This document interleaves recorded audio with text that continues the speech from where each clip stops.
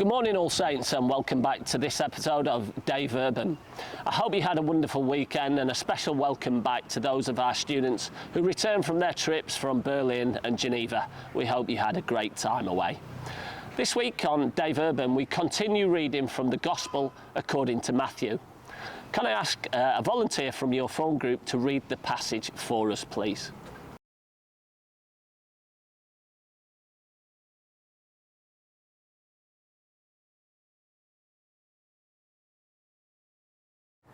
Thank you for reading the Gospel. Well done. This week's Gospel speaks to us about generosity.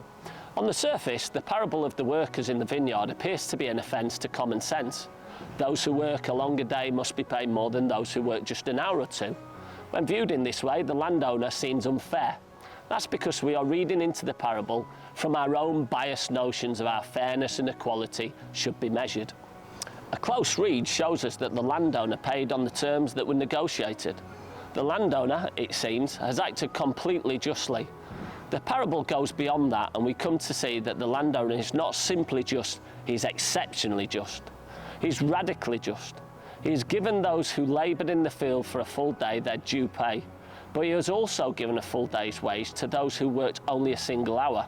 No one is cheated, but a few receive abundantly, merely justifiable or due. God, like the landowner, is radically just and abundantly generous. The workers who complain are made to look foolish as they lament the fact that landowner has made all workers equal. Indeed, what more could one ask for than to be treated as an equal at work or anywhere else? The parable reminds us that although God owes us nothing, he offers abundantly and equally. We are occasionally tempted to think that our own actions deserve more reward, more of God's abundant mercy than the actions of others.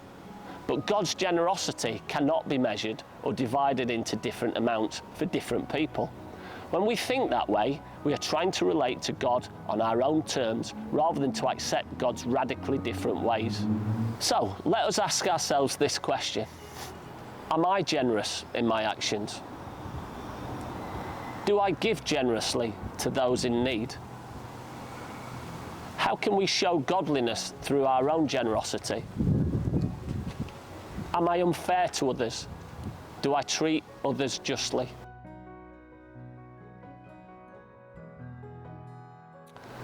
Let us try to focus this week on being generous with our words, thoughts and actions.